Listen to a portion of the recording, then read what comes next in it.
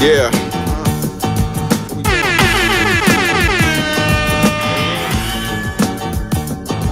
Bearded conversation, homie, tap in. Why you hate? You already know we locked in. The world's greatest. Broadcast 11, they Good evening, good evening, good evening. Grand Rise, Grand Rise, Grand Rise. To all my overseas brothers and sisters and all my in-state melanated brothers and sisters. Welcome to another episode of Bearded Conversation, man. Welcome. Tonight is Wild Ass Wednesday, man. We in the building, man. What's going on, everybody, man? First and foremost, big up to all my followers, fans, viewers, and subscribers. Don't forget to like, comment, subscribe, and thumb up the video. Secondly, big up to the best moderators in the game. Y'all know who they are. Young boy Maya Buck, Nazi Teacher Fuck That, TLS, Preston McKenzie, aka P-Mac, Coach Ricky, Diablo, Club Can't Get In, Gary Bear, Big Frank, Uncle Pete, and my big bro, Professor Remo, bringing up the rear for sure. And if I forgot you, I love you. And we can't forget about those cleaners. We got the First Lady, Miss Gigi Gaming Palace. We got Miss Star Wars Markets LLC. We got the beautiful Miss Asha Brooks. And last but not least, we got the beautiful Queen Goddess with CC Craven carefully, y'all. Hey, don't forget those 5 black melanated businesses, man. Hey, that's Lynn Chicago Pizza, Dan Soul Food and Bakery, Urban Lust Cafe, Cafe with Grown Folks Plate, and a house of health and wellness. And y'all get that? Let them know if you're in the conversation section, man. You might get a discount. But listen, don't forget to support those 5 black melanated businesses, man. Hey, support them all. And if you know a song, bring them on up here, man, and we'll get them on out there to the public, man. Y'all know what I like to do, man. I like to get myself together, let y'all hear the theme song without any interruptions, man. So without any further ado, let's get to it. You know what I'm saying? It is. Yeah, we coming off the block with this one. Yes, sir. Yeah. What up, Lan? Yeah.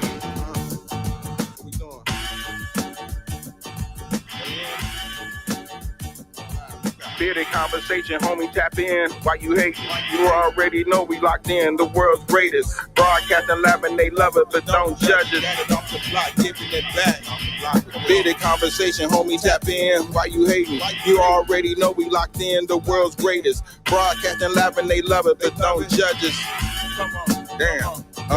Got it off the block, forming a dynasty from a rock. Laid back in the cut, press play, can't get enough. Yo, let's chop it up in every location. A bearded conversation, opportunity keep knocking like child support. Famous started from the bottom like basements, now we famous. Podcast official, the topic will probably hit you from a distance like a pistol. Subscribe so you can listen to survival of the fittest. We talking it how we living it. Rolling like a dealership, managing several businesses. T-shirts, podcast, no you don't need a membership. Just follow us on YouTube, Knowledge Supreme Infinite. Chicago got a zipping exotic, let's talk about it. Going live, check your notifications so you can holler. Or leaving in the comments, debate it, just being honest. Chicago topics, worldwide views, we supersonic. Big Angus Conga, circle back round like every week. Tell a friend off the block, it's where we meet.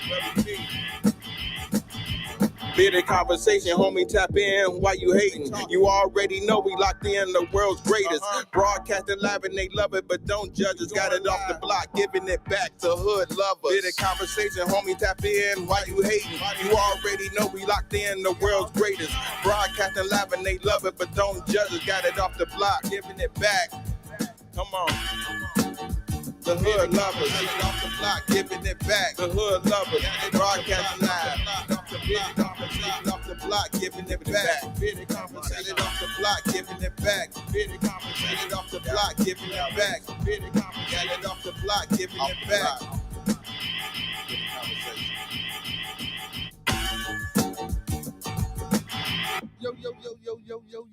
Yo. Welcome to another episode of Bearded Conversation. I am your host, BEARDEDBUCKZ Con, a.k.a. the Con Man, BKA Mr.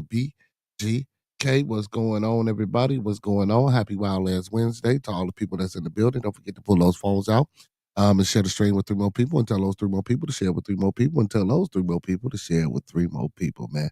Hey, and come on and get in the building with us and have some fun. Also, man, hit that link in the chat, man. If y'all want to register through StreamYard, man, and y'all want to tackle this and go at this yourself and maybe, I'm saying, get this thing a try, man, sign up through my link right there. That's in the chat, man. You know what I'm saying? You get a little discount or whatever the case may be. Hey, let's get to it. Let's get to it. First and foremost, y'all know how I like to start every show off. Let's keep everyone in our thoughts, our prayers, our views, and meditations. Again, let's keep everyone in our thoughts, prayers, views, and meditation. And for those in the back that was probably doing something they didn't hear me, let's keep everyone in our thoughts, our prayers, our views, and meditations. And don't forget, and that's everyone, meaning people we record you with, people we come in contact with on a day-to-day basis. That means our family, our extended families, more especially our Bearded Conversation, our Bearded Studios, and our Bad TV family. It's a lot going on out here in the world, as we see every day and as we know every day. And again, I just want to put that positive energy out here into the world, just to let ones know, regardless of what's going on or what you're thinking, that there's always somebody or someone out there thinking about you. And don't forget those 5 key components of life. That's love, peace, respect, motivation, and inspiration. That's love, peace, respect, motivation, and inspiration. One last time, that's love, peace, respect, motivation, and inspiration. And we're gonna sprinkle a little support on top of that. You know what I'm saying? A little support goes a long way, man.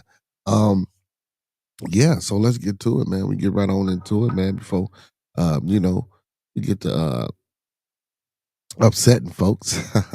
Hey, so the thoughts, views, and opinions of Bearded Conversations are the thoughts, views, and opinions of me right now.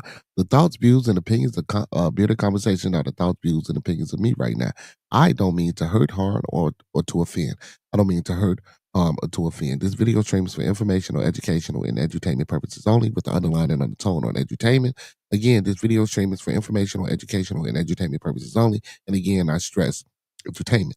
We don't want you to take any advice given or anything shown on this video stream for face value without consulting the proper professional that suits your specific needs. Please do your due diligence. Please do your vet work.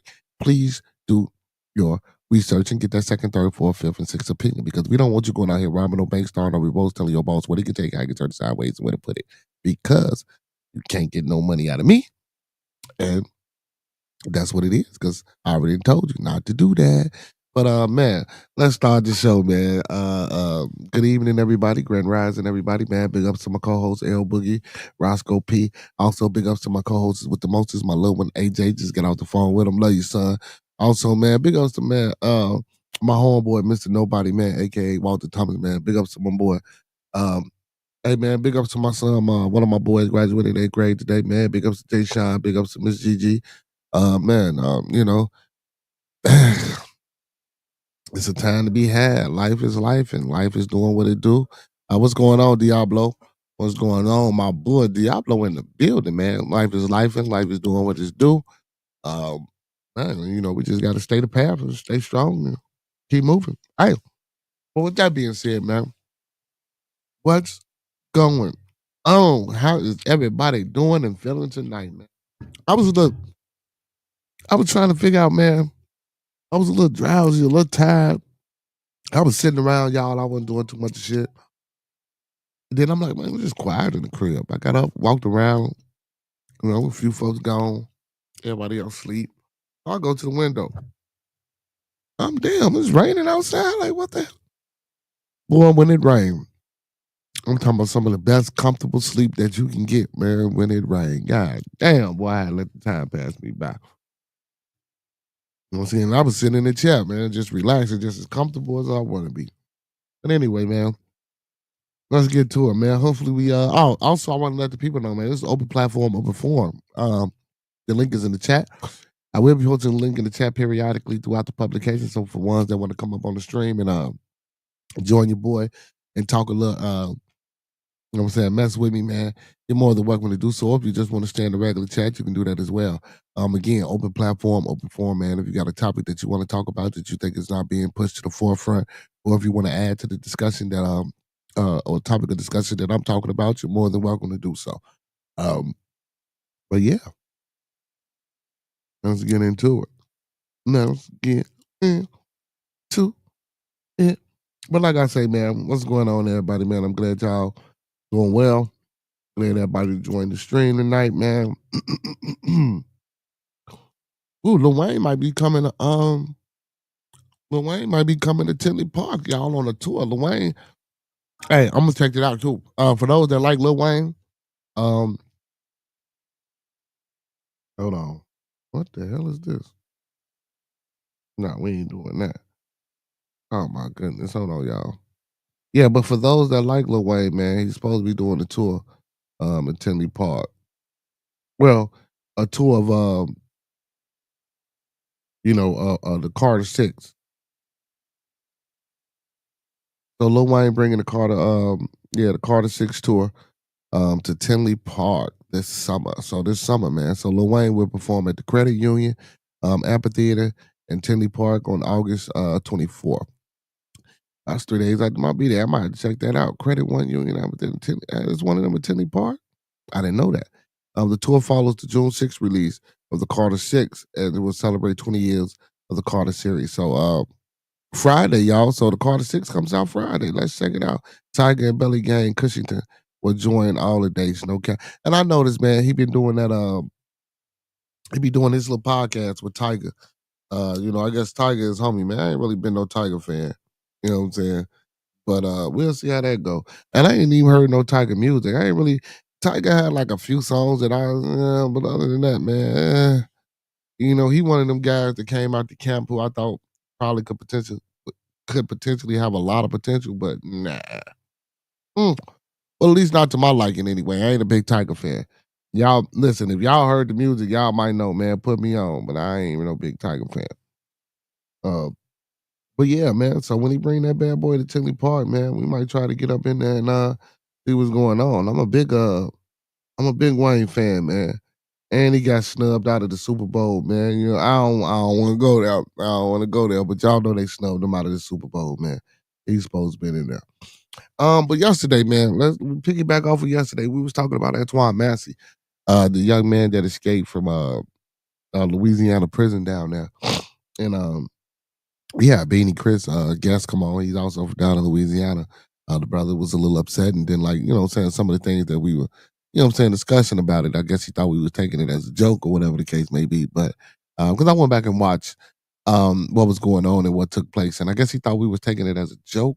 And our content creators or people who come on the internet and do this, they make fun of the situation with the young man. This wasn't a situation of me making fun of the young man.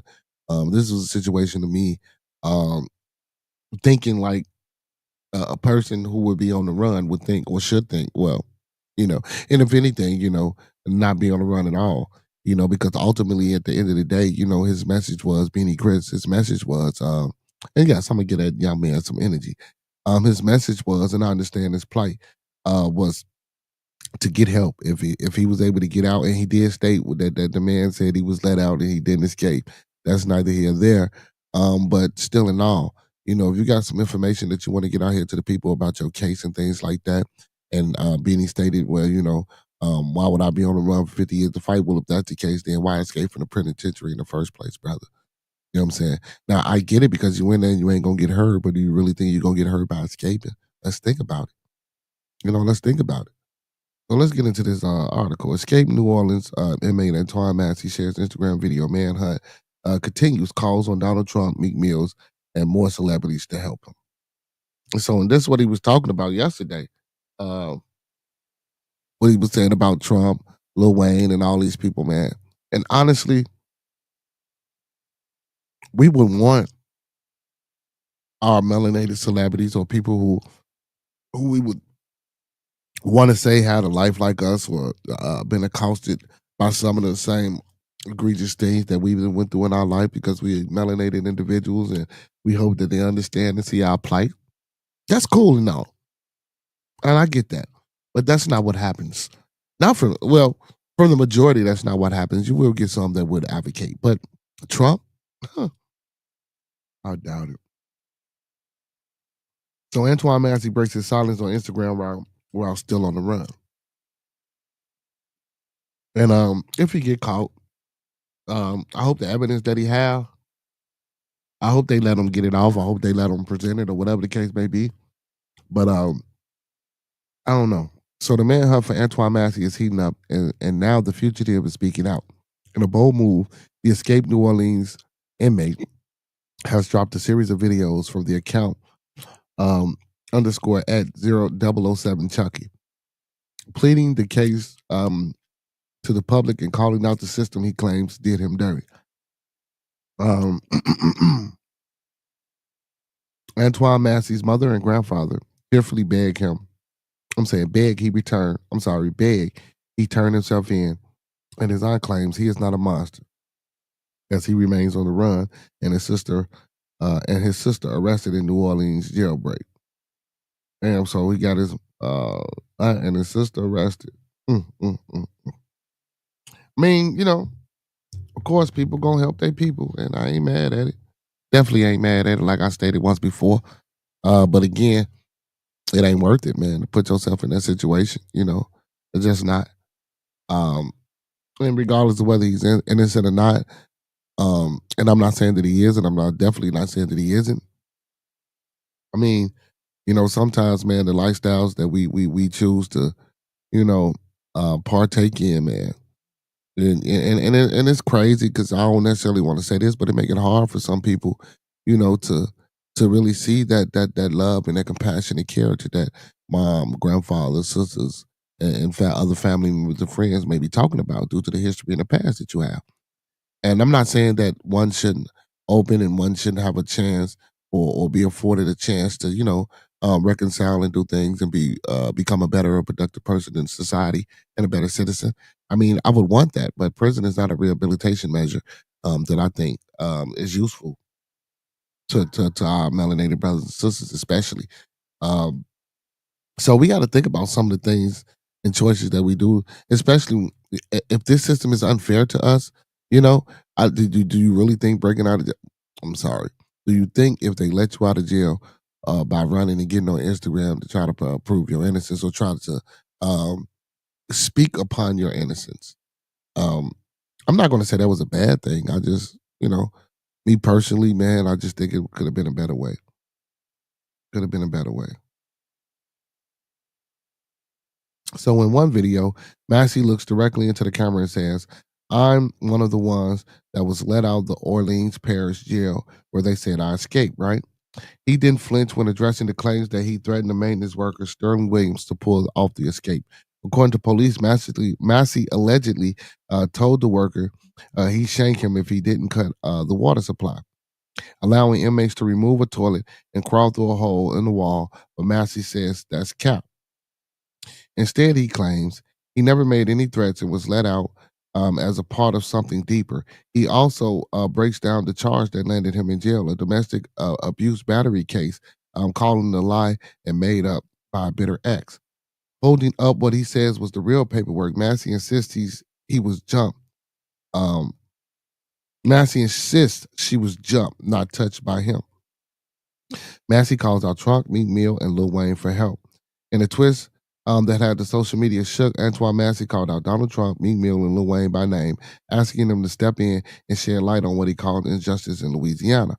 Now, Meek Mills is not from Louisiana. I don't know what Meek Mills would do, but by asking Lil Wayne, I could see where that would have some type of segue or some type of validity, I guess, as a voice for the people. If a star like Lil Wayne caught on to it, especially being from Louisiana, and started pushing the plight. I guess it would put some more eyes on the situation, I guess. But Trump, I don't know. I don't know. I don't know. So he says in his video that they trying to give me life for something I ain't do. Um, so this is another thing that I want to identify. So life, they giving you life for something that you're saying you didn't do. Life. If we're talking about domestic abuse in Louisiana, if you get life for domestic abuse in Louisiana, we really need to be looking at these damn charges and how the system in Louisiana is prosecuting these people. Like, but again, I also stated that we don't know the severity in the background and the criminal history. Excuse me, got the hiccups. In the criminal history of this young man, because that's how they get us, man.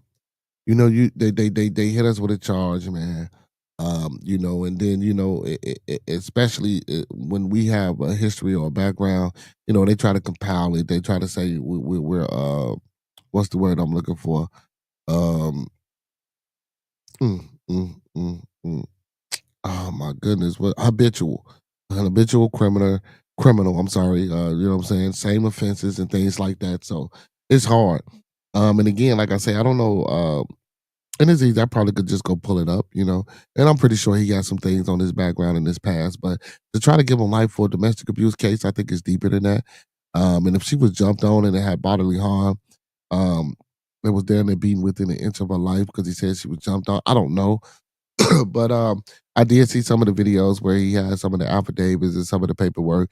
I didn't quite see it or I didn't see the names, but he did hold it on the camera. But if he have those paperwork, what he should do, he should be taking copies of those paperwork. If he has a lawyer or a public defender, he should be mailing out copies to his family. He should be mailing out copies to lawyers. He should be mailing out copies to Trump, mailing out copies to whoever he thinks want to help him, and make copies of this paperwork and get this paperwork out there. You know what I'm saying? And while you out, again, I still don't think you should be on Instagram. Get your ass over there to Mexico and see what you can do, or somewhere where you can't get extradited, where you could chill for a minute so you could try to build up some evidence. And maybe, do something where you can get in a private eye, private investigator to see if there's any validity or see if there's any substance to what you're saying to the public and to the people. And again, I'm not saying that it was wrong and for what he did. I just don't think it was a very smart move, in essence, because like I say, they trying to make an example out of you. I don't really think they give a hell about the evidence that's being presented by you, or even if it gets to the lawyer, or even if it gets to a place where it can be heard. Because first thing they're going to say, well, you escaped and you got a history of escaping prison. Like, why should we even bring this to the table or present this to the judge as any type of evidence, even if it is true, because of the actions that you took to even get it presented? And don't get me wrong, sometimes you got to do some dire things and some desperate situations and some dire needs to get some shit out there, and that's true, and that's true, and that's true. So Massey didn't just go post event. He's reaching out for support. He told the followers to tag Trump, Meek Mills, and pointing to a system of corruption, and claiming that this is exactly the type of case Meek Mill been fighting to expose from his Reform Alliance. His mention of Lil Wayne, a New Orleans native, hit a little harder, especially given Wayne's past experiences with the law and presidential pardon from Trump. Okay, so that's why you mentioned Lil Wayne. Maybe Lil Wayne can get in Trump here and get you pardoned. Okay, so now now I see the game and what's going on and shit, but I don't think so. He's banking on these celebrities to use their platforms to bring heat to his story. And whether folks think he's wild or woke, one thing is clear: Massey ain't hiding his face or his truth, and that's true. And before we started, I gave a big ups to those guys from New Orleans. When they broke out, they didn't commit any other crimes. Most of them went and probably had a drink, went and probably got them something to eat, went and probably got laid, went and probably talk and see some family members before they got caught and went back to jail. You know what I'm saying? Um, brother DC, he says I identify as a celebrity. So if you identify as a celebrity, man, shit, identify as Lil Wayne, man, to see if you can get in contact with Donald Trump and see if we can help this Massey guy out, man. I like the case. I understand the case. And again, I'm talking about the case and I'm getting it out here to my people. I don't know if my people can help or do anything about it. Um, but I will, I do spread information and get it out there. I did share the Twitter and the Facebook shit that I seen to my friends or whatever the case may be. And hopefully, man, somebody see it and somebody, can get it out here to the right person, man. So while Massey is going viral, law enforcement ain't laughing. The Orleans Parish Sheriff's Office, alongside of the FBI and the ATF, are still actively searching for him and fellow escapee Derrick Rose. These are the last two of the 10 inmates who broke free from the Orleans Justice Center uh, in a daring May 16th escape. The heat is on. 8 of the 10 have already been caught. Over a dozen people have been arrested, allegedly helping the escapees, and now a combined 100,000 reward, 50K for each fugitive, is being offered through Crime Stoppers and federal agencies. So that reward money steady going up. It's steady going up. I remember it went from 10 to 20, now it's 50. They really trying to catch these guys, man. And the more that award keep going up, that money for them, that's what I'm saying, man. I don't think that, you know, that they really finna. But you never know. You never know. You'd be surprised, man. If Meek Mill or Kim Kardashian or Lil Wayne or somebody grab hold of this, man, listen, help the brother out. And this ain't a young man. You know, Massey ain't a young man. One of the things I was watching, he said he had a daughter that just graduated high school the other day that he couldn't be in attendance for, and then he also said he had a 3-year-old son.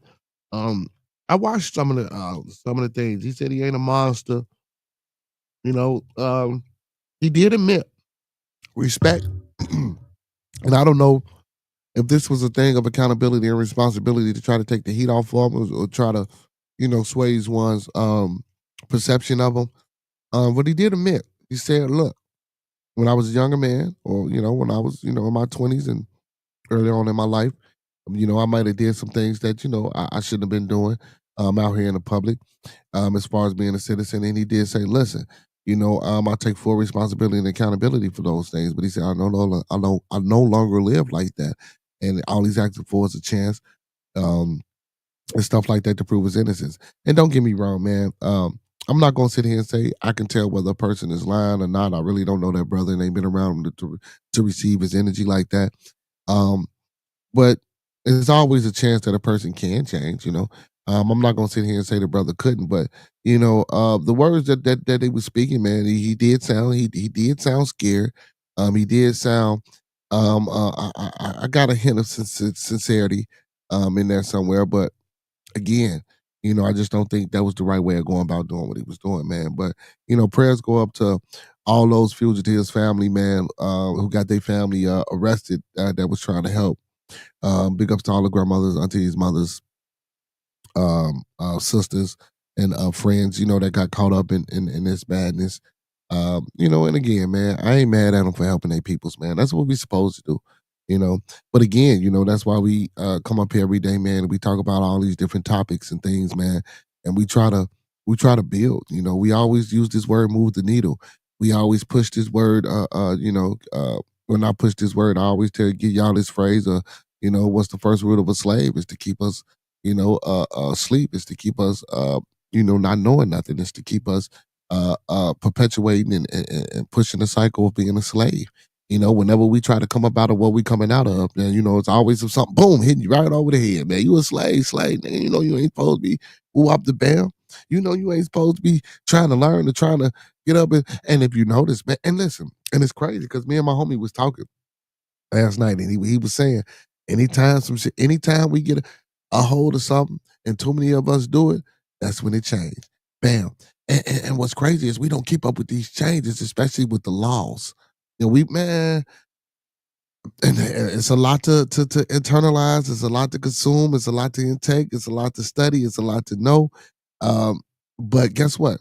If we don't start, if we don't get the right information, or we don't get these right books, or we don't get the right information and learn what they know and bring this information back to our people, we'll never know. We'll continue to be lost. We won't know when things change and why things change. Now, listen, my friend was telling me, listen, okay, 1, 2, 3, 4, 5, maybe 10 Negroes get through.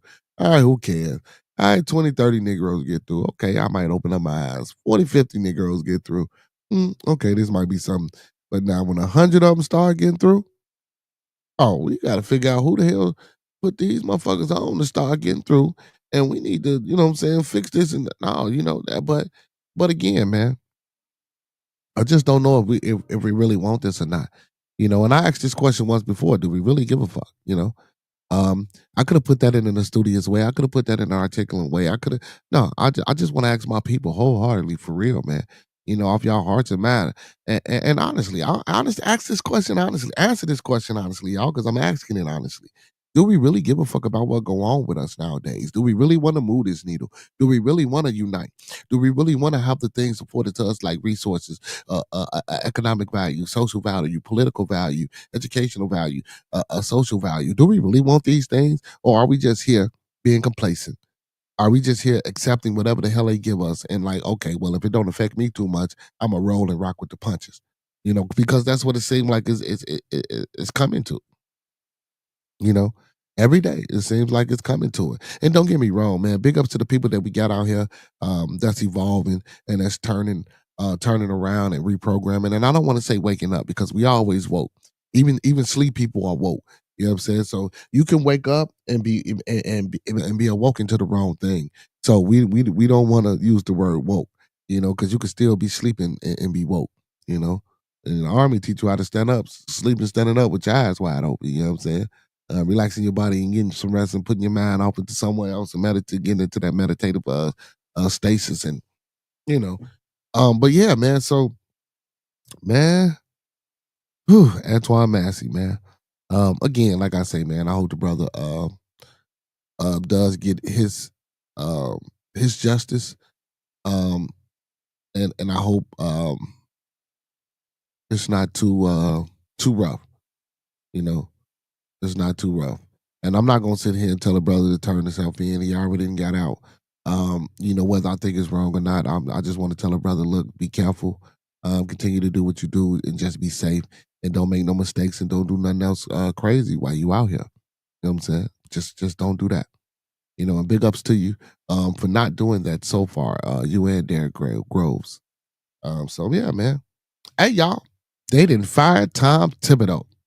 The Knicks have fired Tom Thibodeau.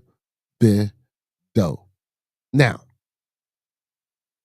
I don't necessarily agree with this firing of Tom Thibodeau, y'all. I don't. I don't. Um, Me personally, the Knicks ain't won nowhere in 25 years. 4 to 5 years that Tom Thibodeau has been with the Knicks, they done made the playoffs. 2 of those 5 years, they didn't have a 50 plus game winning season. A lot of people, even when he was with the Bulls, people, excuse me, even when he was coaching the Bulls, they tried to say Tom was the reason why Derrick Rose blew out his knee. And, they tried to say Tom Thibodeau was the reason why Derrick Rose's career didn't take off. Now, I will say during that game when the Bulls was up and they was leading that game, um, Derrick Rose hurt himself off a fucking jump shot. Like, I don't know if his muscles or his body was that explosive in the way he came up, like off a jump shot. Then the second time it was off a layup. But that jump shot, now, should he have been in the game when they was up and they was leading and they was winning, they was gonna win the game? No. But again, I don't know. I don't know. Tom is a workhorse coach. Tom, is a stern coach. Tom has a system. And I think he might have used like 8, maybe 7 to 8 players um on the team, coming off the bench. Now, people can make the like during the regular season, people can make the statement that he should have maybe went deeper in his bench. Because if he went deeper in his bench, maybe his starting five wouldn't have been as tired in the playoffs running against a young team like Indiana. And again, that's why I say Indiana, they gonna run, they gonna run, they gonna run, they gonna run, they gonna run, they gonna run. And I said this a couple of days ago. Even though OKC is a younger team, but guess what? OKC might be able to run those first 2 quarters. OKC might be able to run that the beginning or the end of that third quarter, but can they keep that shit going for all 4 quarters? We know Indiana can. But now, even with doing that, but can Indiana play high IQ basketball while and still keeping up that space and not getting frustrated? Because those OKC, again, like I told you, it's going to be a great defensive series. But again, SGA, you know, you can't Halliburton. We're gonna equate you to being a superstar in Indiana. You can't show up with 8 points. You can't. You know what I'm saying? And if you do show up with 8 points, hey man, you gotta have something else up your sleeve, brother. I'm telling you, because SGA, he coming. You know what I'm saying? The league MVP, he coming. You know what I'm saying? But Tom Thibodeau, man, I don't think they should have got rid of Tom Thibodeau. Do I think Tom Thibodeau method of coaching is effective? Yes, I do. Do I think it could be some tweaks and changes in there? Yes, I do. But again, Tom Thibodeau is not the GM. He ain't the head upstairs. I believe he's the closest person um, to fit Pat Riley's no nonsense kind of style of coaching in basketball. Um, Even though Pat Riley is over there in Miami, but Pat Riley used to coach the Knicks. Um, and I think they tried to bring that essence back to the Knicks when they got Tom Thibodeau. Minnesota was over. Tibbs was in Minnesota as well. You know what I'm saying? Tibbs has been around, man. Tibbs has been around. I think Tibbs is a great coach. I don't think he would have a problem finding another team, um, especially a young team to develop. But I don't know. I don't know if the league is about tied up now. You know what I'm saying? I think the league might be like, man, you weighing down our players, but that's not true. You know, um, all these players get hurt, man. And again, I didn't heard other NBA stars saying that these brothers do not work out, or these brothers do not come in the season with the mindset of playing 82 games. Back in the day, man, the 70s and 80s and 90s, when I got a hold to the sport of basketball and started watching basketball. It never was a thing of a player sitting out 30 to 40 games unless it was a broken body part. They'll tape that shit up, get it. And don't get me wrong, I'm not saying that that was the safest thing to do, because if you hurt and you injured and you need time to heal, by all means, man, let's do that shit. Don't be stupid and come back in and then you get re-injured and now your career. But but the toughness, the grit, the stern, the testicular fortitude that was attached to the game back then, man. You know what I'm saying? Tom Thibodeau would have been a great coach during that time. And I think he might have been an assistant, but not a head coach. I'm not sure. But I like Tom Thibodeau, man. But I think just the front office, man, or the upstairs people would just, said it was time for a change. Um and I don't want to say that he ran those players into the ground. Um, but even if we look up the Knicks, man, like Shamit. Now I do think that, and when I seen the flash on him in the game and he hit a shot, when Shamit got in the game, man, Shamit took every time he got the ball, he put the ball up, to try to show a point. Anunoby, when he got in the game, and as you can see the series before the Indiana, when he was stepping up, so he started playing more in the Indiana series. I do think that just because you're the last man on the bench, Tom, listen, play all 10, bro. Even if you got to play, even if you got to play them bench players, bro, for 5 minutes a quarter, put them in and get them boys some rest. Put them in and get them boys some breather. Put them in so them boys can come together and sit back and talk. The starting five, that is. Listen, man. Ooh. Now, you would never know what your bench gonna do unless you put them in, man. You got to develop them. You got to get them in the same time. And I was watching It Is What It Is and a few other sports programs this morning. You got to give them the confidence. You got to build up their confidence, especially players that because these motherfuckers got egos, man. And they'll get in the game and I want to play because you ain't played them all season. Now they like, oh, now you want to put me in the game type shit. You got to put these players in the game so they can develop confidence, so they can develop game IQ. Not see game IQ and basketball IQ is two different things. There's a difference between having a basketball IQ and having the knowledge of basketball versus actually playing in a game within a system. You know what I'm saying, with other players, whether it be the starters or other backups. Uh, when you're running plays and calling out plays, or depending upon whatever your position is, and just knowing where you need to be. But building up that confidence, man, and that bravado of, okay, well, we out here, what we gonna do tonight, boys? Okay, what y'all need me to do, and let's feel it, and knowing the role and feeling the role, and going and talking to the ninth and the 10th person on your bench, or the 11th and 13th person on your bench, and letting them know, look, um, when I need you, man, when I call your number, I just need to know that you're ready to get out there and perform and da da da. Talk to them. Don't just leave them on the damn bench and just have them come and dress up just to be filling up numbers and knowing you ain't gonna use them. You know what I'm saying? That's important.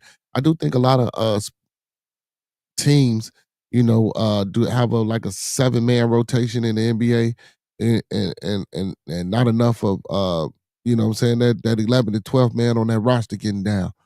Um, but I don't want to say this was a situation that took place with the Knicks, but we can say that. But again, s- so for me, what about the teams that do this and they teams and they players are not worn down? And some people do have successful seasons, and some teams don't have successful seasons. I know it's teams that play, they get deep and well off into their bench, and that didn't make the playoffs. So what do we say for that? So how do we judge, you know, whether this coach is running our players down? And again, 4 out of the 5 years he been there, they been in the playoffs. 2 out of the 5 year seasons, they got 50+ win seasons. So we see the improvement. We see the advancement and the development that Tom Thibodeau brought to the New York Knicks. So I mean, I don't know, man. It's just been that dark cloud about how he run his players into the ground and how he worked the hell out of them, and that's needed, bro. And I think that's needed. I think that's needed for the competitiveness because I don't think we have enough competitiveness. Everybody wants to be a friend out here on the court, man. Listen, I ain't got time to be your friend. We can be your friend after this game over with. You know, hey, at least that's just how I feel. Hey, man, big ups to the Lorene Hansberry, man. Vance G, he said, "What you talking about, bro? Man, we talking about Tom Thibodeau getting fired right now, brother. We talking about Tom Thibodeau and the Knicks getting fired. I don't agree with the firing process of Tom Thibodeau. But again, like I say, man, shit, that's an upstairs decision. And again, I think Tom Thibodeau can. I think he gonna find another job in the NBA. Maybe as an assistant. I don't know if they're gonna do no more head coaching, or maybe as a developer, a person that's in the front office. Hey, I see Tom Thibodeau being a good GM. As long as he ain't got to touch the players and come down there and work them out. I think somebody could use Tom Thibodeau as a good GM. I think he could be a great GM. You know what I'm saying? He knows talent. He'd have been around some of the best talent in the fucking world. You know what I'm saying? With Anthony Edwards, with Derrick Rose, Carl Anthony Towns, Jalen Brunson. He knows talent. He sees talent, and he knows how to develop talent. I think a GM spot. I think we should move him up to a GM spot. I think Tom. Listen, if you listen to Tom and you get a hold of this, Tom, coaching. Listen, you're a great coach as far as I'm concerned. But get upstairs, man. Get into one of them corporate seats, man. Start bringing players in and helping other people develop them. You know what I'm saying? I think it's about that time for you, Tom. Most definitely. Oh yeah, yeah, yeah, man. They got rid of Tom, man. They got rid of Tom. So, but Tom, I do think that like I say, man, uh, I think he can still pick up another coaching job. But if not, I do think he needs to be in a GM position or front office position. Um, so Saturday, y'all, OKC. Indiana Pacers. Who y'all got for the first game, man? I got Indiana winning the first game. What's going on, David? He said it's that time. Yeah, boy. What's going on, David? I got the Pacers winning the first game. And I got the Pacers winning the whole series in 7. Um, just for me, man, just the togetherness of the Pacers, the way they run, the way they play together, the way no one on that team is a superstar, the way everybody knows they role, the way everybody plays their part and understands that. Listen, I need to do this in order for us to win, or I need to be clapping or cheering or whatever in order for us to win, and just man, be a team. You know, and don't get me wrong, OKC has that as well.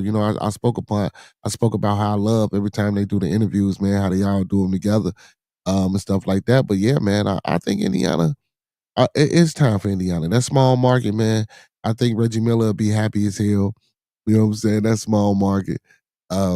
If Indiana won, Antonio Dale and a lot of other Jermaine O'Neal, shit, even Paul George, because Paul George got drafted by Indiana, I believe. Um, man, shit, they'll be happy for Indiana. Don't get me wrong. OKC, if OKC winning, man, you know, Kevin Durant, Russell Westbrooks, you know what I'm saying? These the Serge Ibaka's and everybody that was on OKC. If OKC get it, you know what I'm saying? Well, I don't know if Kevin Durant give a hell no more. Kevin Durant got rings. James Harden, he probably James Harden just like, but he showed me the money. Russell had a chance with Denver. I don't know, but I just think they started there, so they probably rooting for the teams that they started with. Who knows? I don't know how that go. And is it wrong? Hell no. If you're on a current team right now, ain't nothing wrong with rooting on a team that brought you. Because OKC is the foundation of Russell Westbrook, James Harden, and Kevin Durant. That's their foundation. That's where they came into the league. Well, not Kevin Durant because it was Seattle SuperSonics. I apologize. But that's still their foundation. So why not root for that team? But yeah, I think Indiana in 7 games. I at first I had it in 6, but then I had to think about SGA and Chet and the Green Boy over there. I don't think they're gonna let that happen. I do think it's gonna be some low scoring games. I do think games gonna be decided between 5 and 7 points. But I think this is gonna be a 7-game series. Hopefully it's a 7-game series, but I'm predicting Indiana in 7. I think Indiana got the grit to grind it out. I think Indiana plays physical basketball. I think Indiana, together as a whole, has a very high basketball IQ. I think them boys play well with each other. Even through disparity, I don't see the lack of frustration that comes through. They still pull together and they still do what they need to do. So And don't get me wrong, I'm not saying that I don't see these same qualities in OKC. Um, but OKC is more of the popular team out of the two.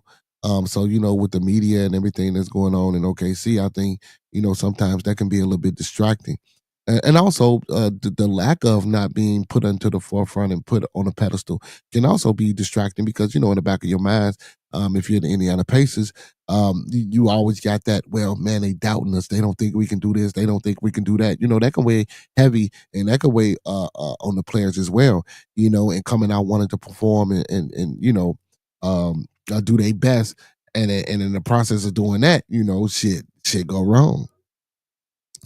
Brother David says if they play hard enough, I see the Pacers at 7, but it won't be easy for them, and that's facts. Facts, brother David. I can see them at 7, and it won't be easy for them. And I do think it's going to be it's a hard task. But when I'm knowing that Indiana, I think they're ready for the challenge. I think Indiana is most definitely ready for the challenge. Bands, what's going on with you, my boy, man? You want to build a man? Big shout outs to Bands G, man. Hey, Bands G, man, one of the local, well, he ain't a local, but one of the brothers that I interviewed on the channel, man. Bands G on all music streaming platforms. Google the man, Bands G, that's Bands with 2 Z's, man. Go check out the boy, Young Boy Music. You know what I'm saying? Get in tune with him, Bands G.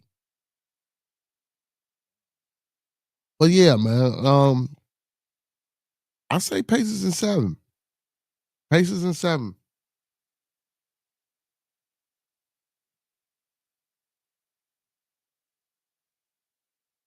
Former NFL star son unexpectedly died at 20. Wow.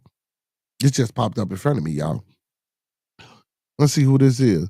A 20-year-old college football player, Chase Stigall, unexpectedly died in a tragic turn of events.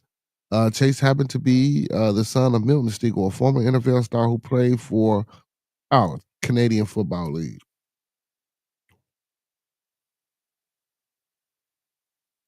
DePaulia Online confirmed the news. The Chase passing on his website, according to an email by DePaul President Rob Manuel. Chase died in Sanctuary Hall. This was here, located at DePaul University Lincoln Park campus on the morning of Monday, June 2nd. Furthermore, as per Manuel, Chase passed away unexpectedly. Chase was known for his warm, strength of character and vibrant presence, qualities, and touched the lives of many in both on and off the field, Manuel said. His loss is deeply felt by his teammates, coaches, classmates, faculty, staff, and all that knew him. Man, that happened right here in the city, man. They say during the season, he played in 16 of the 17 games DePaul played. Let's send a big, I ain't gonna say a big, just want to send condolences to the family of that young man. Mm, mm, mm, mm. Mm.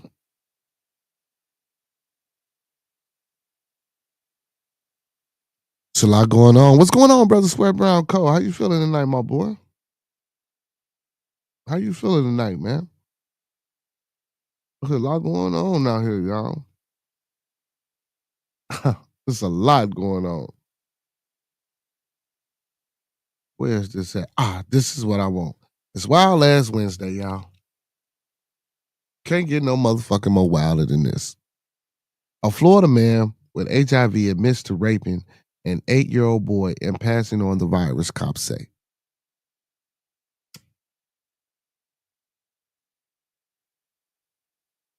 Listen.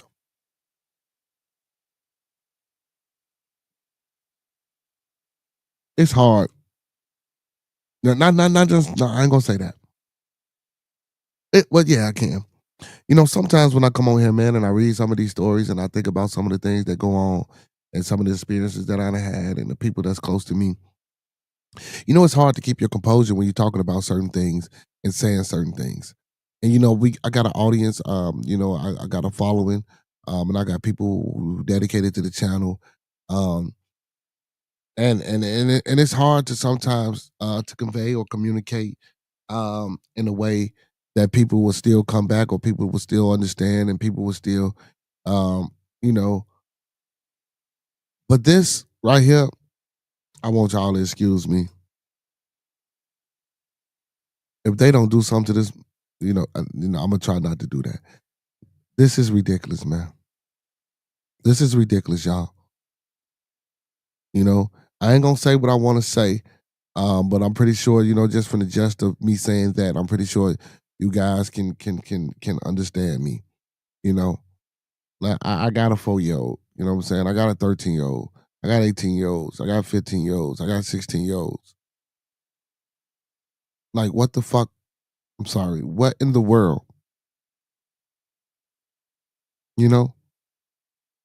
And then I was watching somebody, matter of fact, Brother Sanchez, he's a flat earther. And he was talking about PD, PD file, people and things of that nature, and about, whooping their ass and, saying, getting them to, I don't think that shit's gonna work. Because beating that type of motherfucker, you ain't gonna do nothing but kill him, right? Because he gonna continue to do what he gonna do if you beating him like that. But I don't think that's just like how we say people, are born with the attraction to the same sex. I don't know if it's a way to fix these type of individuals. I know we got the DSM-5s and we have a lack of mental facility nowadays. And I know, through these certain sciences we try to understand the demons and I don't necessarily want to call them demons or spirits or different energies that we get inside our bodies and make us act these different ways. But this shit here, this shit here, 8-year-old boy, man. See, and this is my thing, and I ain't gonna even lie, and I'm gonna keep it 100. I ain't gonna say what I'm gonna say that it wouldn't have been a story in the news about me reading and telling y'all that this happened if I was the one that called him. Real shit. Karma will catch up to him for that. And if he and if not, he, he'll get scolded when he gets locked up. That's facts. What's going on, Monkey Man? That's facts. You know what I'm saying? That's facts. I don't know. Shit, it could probably go to PC. You know what I'm saying? Who knows, man? But yeah, man, this is fucking crazy, man. So an HIV positive Florida man was arrested after he admitted to sexually assaulting an 8-year-old boy and passing the virus along to the child, official says. Bobby McAfee, 62, of Clearwater, was arrested on May 30th and charged with sexual battery in the Pinellas County Sheriff's Office. I'm sorry, the County Sheriff's Office said. I'm sorry. McAfee's arrest follows a lengthy, almost year-long investigation by detectives who received a report on August 3rd, 2024, about the sexual battery. The alleged assault took place in St. Petersburg, a city along Florida's Gulf Coast. When the victim was 8 years old, it was not immediately clear how old the victim is now.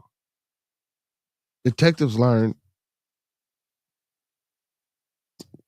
if it happened last year, got to be like 9. What?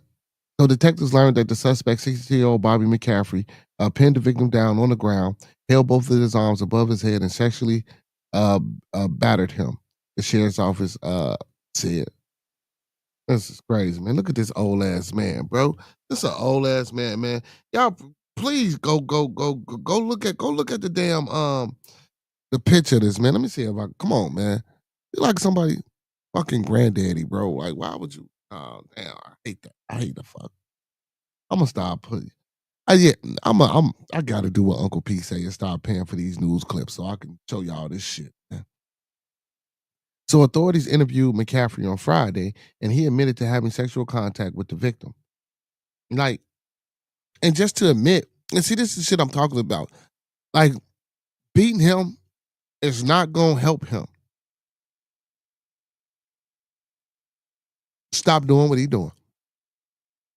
Mental treatment and help. Okay, I'm not a doctor. I'm not a person who studies these type of things. So I don't want to. In my opinion, I don't think that any treatment will help this man at all. 62. This ain't a case of you 62. You done been around, you done live, you know right from wrong. And to think that some of these people don't know what's going on and don't know what they doing, I think that's some BS. Now I'm not gonna say every situation in every case, because a lot of things we can't understand. I mean, a lot of things we don't understand. A lot of things we can't explain. You know what I'm saying? It is what it is. But come on, man. 62, bro. And then you admit it. See, and then he admitted to it, you know? And I don't know, and I don't study these type of people, so I don't know if there's something that they do or that they put up to, that they highlight from themselves. I mean, put themselves on a pedestal or highlight themselves for doing. I don't know. But he admitted to it. So again, McAfee also confessed to detectives that he tested. Oh my goodness, man. So authorities interviewed McCaffrey on Friday and he admitted to having sexual contact with the victim, 8 years old. McCaffrey also confessed to the detectives that he tested positive for HIV. The victim, who had not been publicly named, also learned that he is HIV positive, authorities wrote in a release. HIV, or human immune deficiency virus, attacks the body's immune system and causes flu-like symptoms. Without treatment, the disease may lead to AIDS. However, proper medical care can prevent most U.S. patients from developing AIDS. While there is no cure for HIV, there are medications to help control the virus, according to the Center of Disease Control and Prevention. McAfee was charged with one count of sexual battery of at least, I'm sorry, of a child less than 12 years old, and that's the only charge that he got. What about attempt murder, bro? This is HIV.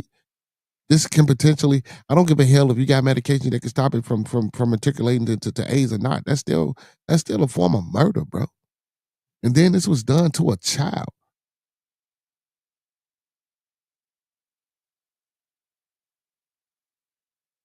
Like, and that's the only charge he got. Like, what the man? And it's the system that we fucking believe in, and we never mind, man. Yeah, y'all wake up, unity, togetherness, And I'm not saying that because if we had our own system, man, we have to make those tough choices, you know.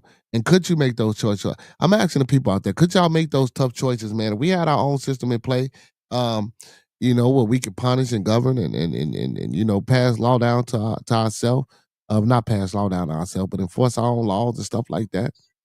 You know what I'm saying? Do y'all think y'all can handle things like this? You know, being the people. Do you think you can handle prosecution, defending and being a magistrate in cases like these? I think I asked this once before.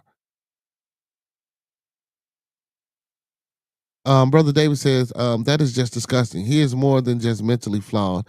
He gave a little boy HIV and admitted to it. There's more to that.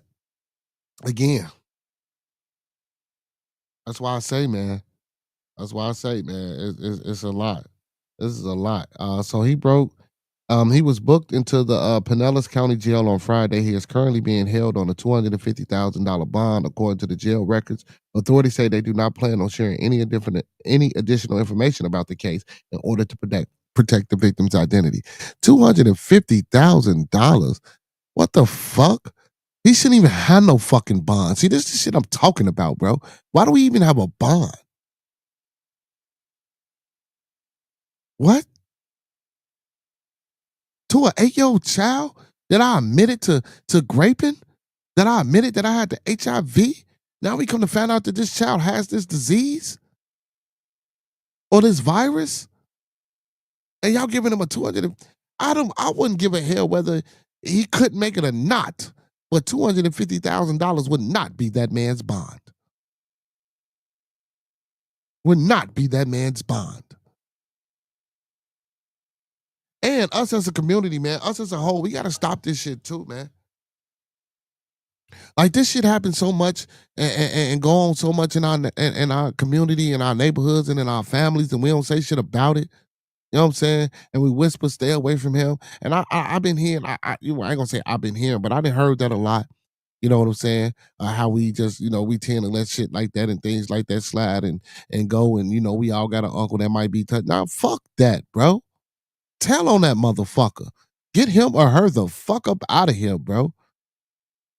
Because if they did it to you, they're gonna continue to do it, and it's gonna be a continuous cycle, man. Get them the fuck up out of there, bro. These people need help. And maybe it's some type of help that we can't provide. Now, I'm not saying that I'm the creator or I'm the God or I'm the end all be all and that I should be making these choices and decisions. Again, this is a real touchy subject. It can get real triggered and things like that. That's why I always ask, like, what would we do as a people who saying that we want reparations, as a people who saying we want things to change, as a people who saying we want resources afforded to us, as a people who saying that we need to be more politically, economically, socially, and spiritually sound. How would we handle this type of situation? What will we do in this type of situation? Will we attack this emotionally? Will we attack this logically? How will we go about dealing with things like this? That's something to think about. You know, and again, I might be acting off emotions in what I'm saying because I just can't fathom, myself or anybody that's in my circle doing something like that to an 8-year old child, let alone on top of that passing down a disease that I knowingly have. That's insane. That's insane. And then to get a $250,000 bond. We need to be able to, Brother David says, we need to be able to handle, that and handle that. Otherwise, we will still be, what?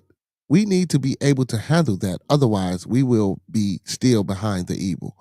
And that's true, man. That's true. And I think we're gonna always be behind the evil, man. We're gonna always be behind, you know. And again, and one of the reasons why we're gonna be behind is because of the things that um um the lack of not doing anything or doing something. What's going on? What's going on, Mega T's? Man, my dumb ass son, man. Hey man, you sent me this shit. I've been told you to tell Parissa about this.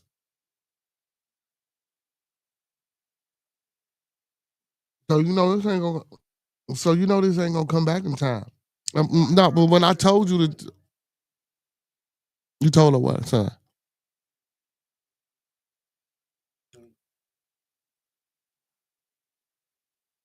Yeah, no, no, no. You was when I told you to tell her what you want and things like that. Pictures of who? So I'll still order it. It probably won't be here in time. I don't know. Uh, what you mean it don't matter? All right. That's all I wanted to know, son.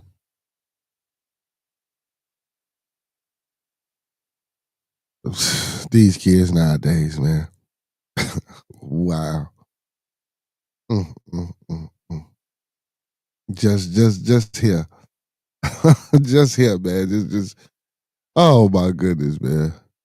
Oh y'all. Mm, mm. I'm sorry, y'all. I had to talk to the boy for a minute, man. This is ridiculous, man. Nothing bad, just uh,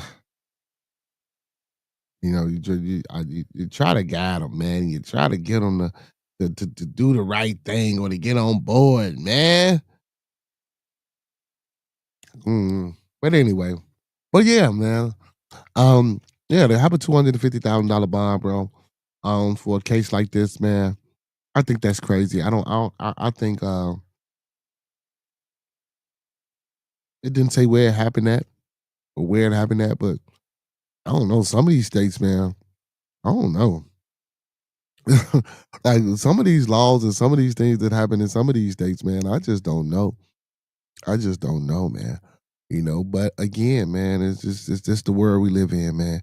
And again, every fucking program, every day, man, I say, listen, y'all, let's keep everyone in our thoughts, prayers, views, and meditations. And don't forget those 5 key components of life: love, peace, respect, motivation, and inspiration. Um, and that's why I do it. That's why I stay so adamant about it. That's why I advocate for those things. That's why I constantly be repetitive with those things and with those notions. And a couple other things that I say, especially about the slaves. First rule of a slave and things like that. I try to remind people of these things, not to remind you so you can stay in that stasis, but to remind you that we need reprogramming. We need debugging. We need to, like Professor Remo says, we need to unlearn the things that we currently know in order to evolve and learn new things. I think we need to like how we empty the trash can. Like when the trash can gets full, and we tell the kids, or we do it ourselves, guys, and we take it out and we empty the trash can so we can put more shit in it. You know what I'm saying? I think it's a situation of that, man. I think it's time for us to empty the garbage. You know what I'm saying? Hit that button on top of your head, man, or whatever, open it up and just empty all the garbage out, man. And it's time to download and receive new information. For real. Facts. Oh man, ground beef. I don't know about all you ground beef eaters, man. What's going on, Mega T's in the building, man? All you ground beef eaters. Ground beef sold at Whole Foods might be contaminated with E. coli. The USDA warned. So for all you ground beef eaters out there, man, going to Whole Foods buying all this pink meat and stuff like that. Well, I don't know if it's pink meat in it, man, that little substance. But listen, and again, this is more reasons to invest in land and black farming and things like that, man. It's time, y'all. It's time. It's time. You know, grow your own animals. I mean, grow your own animals. Cultivate your own animals, man. Know what's going inside of those animals. Know what's being. And I ain't saying you gotta have cows, horses, and shit like that, but get some chickens though. See what it is. But if you got a farm and you're on the outskirts, you can have some cattle. You can have a few horses. You know what I'm saying? Or some sheep or whatever, man. Listen, man. Big up to Miss Kimber too, man. Listen, Miss Kimber, man. I've been begging you for the longest, man, to put a PowerPoint together and come teach. Well, not necessarily teach, but just come give a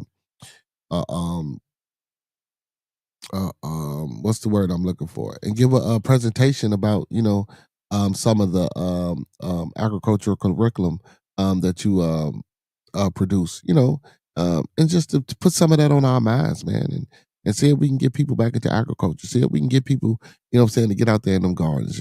I wish I would have got in the garden with my grandma. What I'm saying, when I was little, when she was trying to get me to come out there, what I'm saying, in the backyard, man, when she was growing greens, peppers, tomatoes, cucumbers, cabbage, and stuff like that. Then she overturned her whole front yard and put a sunflower tree. We have fresh sunflower seeds all the time. You know what I'm saying? I wish I would have, studied and put a little bit more time into that and learning how to do that. Even in school, we did it in school. I mean, I paid attention and I know how to plant the garden just a little bit, but not like I should or I would know now. You know what I'm saying? But I wish I would have took the time out. But yeah, man, like these small things, bro. These are some of the things, man, that we could be doing as a people to push our plight further. Because you always gonna have to eat. Always. Always gonna have to eat. And if you growing your own food and feeding your own animals and you know where everything is coming from, we wouldn't have to worry about E. coli or ground beef recalls and shit like that. Well, they're not even recalling it. They're just saying the beef that's sold at Whole Foods might have been contaminated. So listen, if anybody out there shopped at Whole Foods, man, I don't know if this is in a certain area or if this is just in Whole Foods period. And it's probably just Whole Foods periods because I think they all might have the same distributor. But if you bought some ground beef recently, from Whole Foods, man. Go to the doctor, go get yourself checked out. And people, listen, man, let's start eating a little bit more healthy. I ain't saying we got to do the plant-based diet thing or we got to do the vegan thing. It's just, just make sure we watching what we intake in moderation. You know what I'm saying? Shit, too much water can kill you. Shit, too much fresh air can kill you, believe it or not. But depending upon what they put in the air, because it might not be so fresh. But anyway, just know what you put in your bodies, man, and know all things can be good depending upon the consumption of it. And also the ingredients and what's going into it, man. When you go to these grocery stores, man, start reading the packages, start reading these labels. If you can't pronounce them, look those words up. And nine times out of 10, if you can't pronounce those damn words, guess what? You probably don't need to be putting them into your damn body. And that's fact. And don't get me wrong, man, because I know we're gonna get the ones that say, well, the preservatives and a lot of those things I said. So yeah, listen, so it's the processed foods. It's the preservatives and the chemicals and the things that they put into these processed foods to be able to have a shelf life and be able to be held on these shelves. So when we come get them, we can get them. Now you got to think about that. the shit that they putting into these foods to keep them on these shelves, and now we eating these foods, and now that shit is going into our bodies, all these foreign toxin things. That's why we get sick. You know, that's why, so basically, man, listen, the world is nothing but a big ass experiment. We are one big ass science experiment. Facts. Um, Mega T says Monsanto just regulating on all the food and cultivations in the chokehold though. Oh shit. I'm bugging up with you, y'all. So let's get to it, man. The U.S. Department of Agriculture and Food Safety Inspection Service has issued a public health alert for some raw ground beef products sold at Whole Foods markets because of the risk of E. coli contamination. These products are 1 pound vacuum sealed packages of um, organic 85%, lean 15% fat ground beef with use or freezer dates of June 19th or June 20th. They came from Vermont-based MPC processing and have an establishment number EST 4027 inside the USDA mark of inspection. I'm gonna read that again. And I don't know if anybody still got these packages, or whatever the case may be. But again, I'm gonna read these things. So if you do got some ground beef in the house and you bought it for Whole Foods, you can go check it out. So the products are 1 pound vacuum packed packages of organic rancher, organic 85% lean and 15% fat ground beef with the use dates of June 19th or 20th. So you got to use about the 19th or the 20th. They come from Vermont-based MPC processing and have an establishment number EST 4027 inside the USD markup inspection. And these can be found on the back of the packaging. So again, that's why I say always reach up. And then if you notice when you go in certain grocery stores, how they had to be sold by date or whatever because it's old meat, so they trying to sell it and they drop the prices on it. Man, throw that shit to the side. You don't want that meat. That's bad meat. You know what I'm saying? And if you do happen to get that meat, you got to take that meat home and cook it right then and there. You can't bring that meat home and store that meat in the freezer and think, well, I'm gonna cook this meat a couple of days later. That's not how that shit works. That's not how that shit works. And a lot of us don't know that. And a lot of us go shopping. And a lot of us think we're getting a deal when we see those type of meats. And we don't know the process and things like that that meat go through. And I'm not trying to start nothing or, what I'm saying, nothing like that. But, I just want to let people know, man, listen, man, we gotta be healthy, man. So listen, besides all the violence and all the shit that we don't know about that's going on in the world that's destructive to us, the food, man, what we put in our body, man, our health, listen, that's important because if we're not healthy enough to even come up on these platforms to talk and figure out solutions, or we're not healthy enough to hold conferences and bring each other together, or if we're not healthy enough to get a council of individuals to fight for our plight, we're not healthy enough to get out here and go to work. And when I say go to work, listen, some people go to work, and I'm not mad at it. Your brother DC, you know what I'm saying? But if you're not going to work for a collective cause to better what you got going on, I mean, it's for nothing.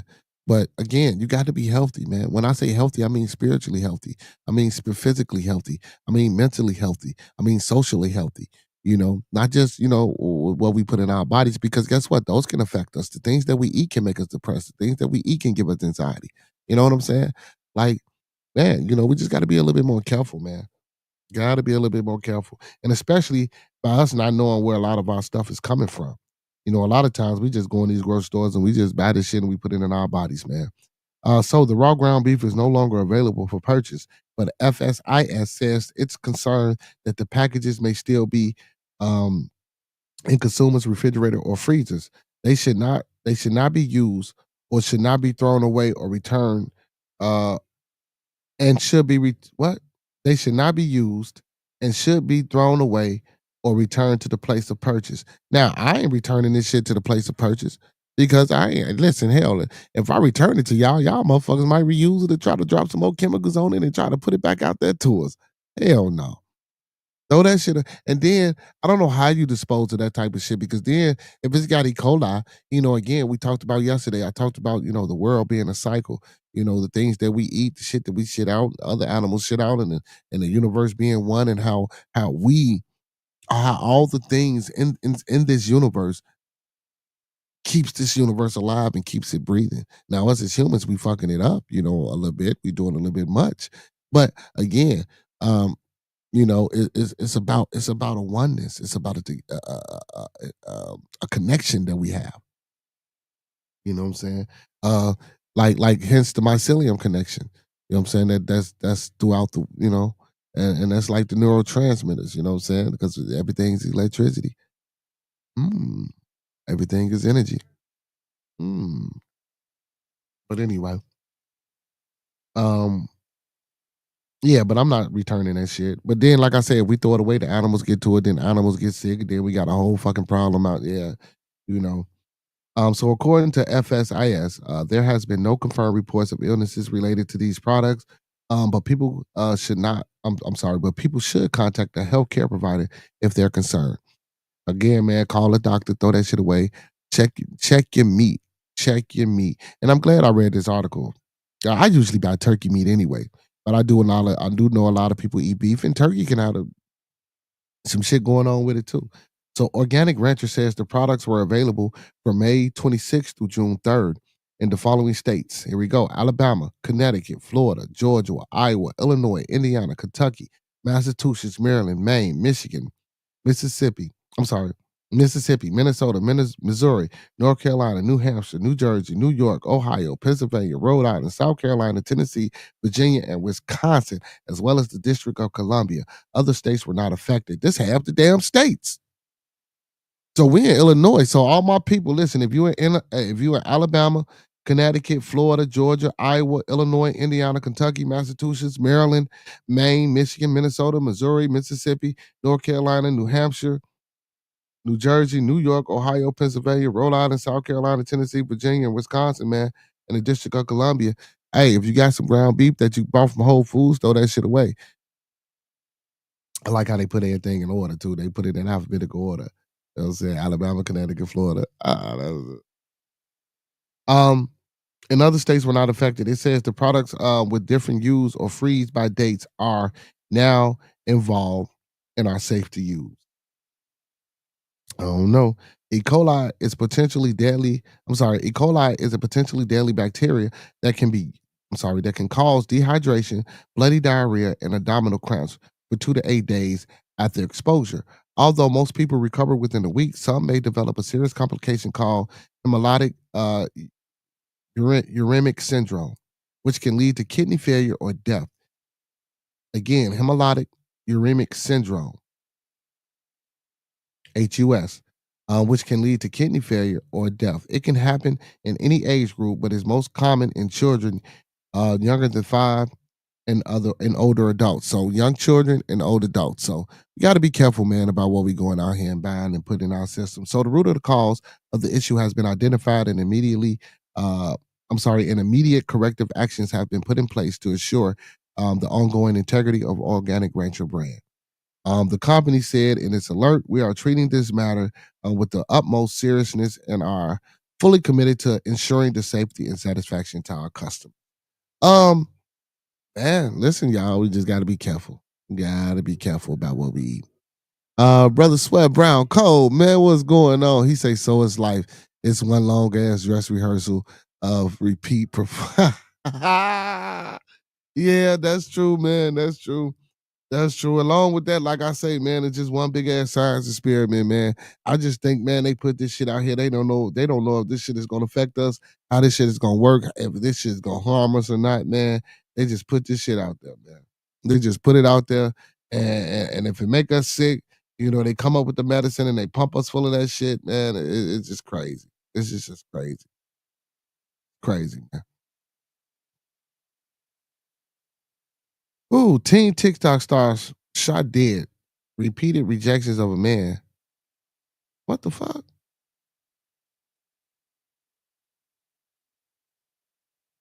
No, you know what? I ain't gonna even do that. I ain't gonna even do that. I ain't gonna even do that one, y'all.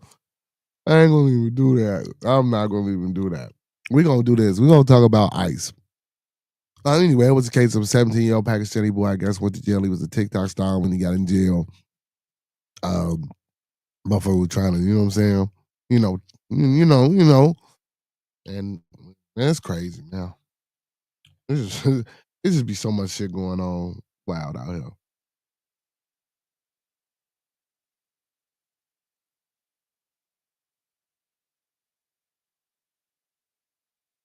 ICE raid in Southside Chicago raises legal concerns, community outrage. Well, we see ICE ain't stopping y'all. So, a Southside neighborhood is demanding answers after a controversial immigration and customs enforcement raid led to the detention of two Mexican nationals without publicly disclosed warrant.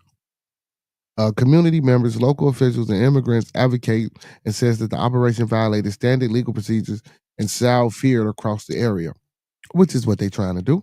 The incident occurred Monday morning at around 8:30 a.m. when several individuals and FBI vets allegedly entered a business in a nearby residence, according to Alderman Byron Chico Lopez. There was no warrant presented at either location. It says we are right now investigating the reason why those neighbors have been detained without a warrant, said Sigcho Lopez. It's questionable if they even attempted to identify the people they ultimately detained. It says after an officer was en route to the court and observed the law enforcement activity, upon learning the activity was related to a civil immigration enforcement, the officer immediately left the scene. At no point and did at no point did the officer assist in the immigration enforcement. That's crazy. So, according to DHS news release dated April 29th, ICE has arrested more than 66,000 individuals during the first 100 days of President Trump's second term. That marks a significant increase in enforcement activity nationwide, including the cities like Chicago that have historically offered sanctuary protection, which is crazy. And I don't think we should be offering no type. Because I don't want to sound cruel and harsh. We can't even operate sanctuary protection for our own homeless people here that we got in the city. Like, and don't get me wrong, man. I know a lot of these people may be running from their country for whatever things, but guess what? Americans can't run to other countries. We can't do that. But we here in America, we accept anybody when they run from their country. We give them the right to become citizens here. We give them visas. We give them the right to not be able to go back to their countries. When if we were to run from here and go live other places, they're gonna come looking for our ass, or that country that we in gonna tell us all we can't be there that long. And do you know how hard it is to become a citizen in other countries overseas? Some people might tell you it's not that hard, but that's a lie. It's hard. I know people, and don't get me wrong, I know people who personally has dual citizenship in certain places. Now, maybe it's those certain places, but a lot of times, man, it's hard. It's hard. It's hard. And you know, they look at us, we're Americans. You filthy Americans. You know what I'm saying? Um, The situation has sparked renewed debate over limits of federal immigration enforcement within city jurisdiction, especially where local cooperation with ICE is minimal. Um, residents and officials are calling for full transparency and the release of any legal documentation used to justify the raid. The lack of a warrant is confirmed, if confirmed, could raise constitutional concerns regarding unlawful search and seizures, especially in a private business and residential setting. Man, shit, if that's the case, man, half the motherfuckers that's locked up in jail need to be out of jail, and we gonna do that for them. See, this is what I'm saying. See, now these laws, now they trying to make these laws privy to these to these migrants or these illegal individuals. Listen, man, that's bullshit, bro. And I ain't saying do them wrong and do them dirty and treat them like shit. Now, if they already here, bro, and if we can make room and space for them, I guess. I guess, you know what I'm saying? Fuck it, let me have a heart, I guess.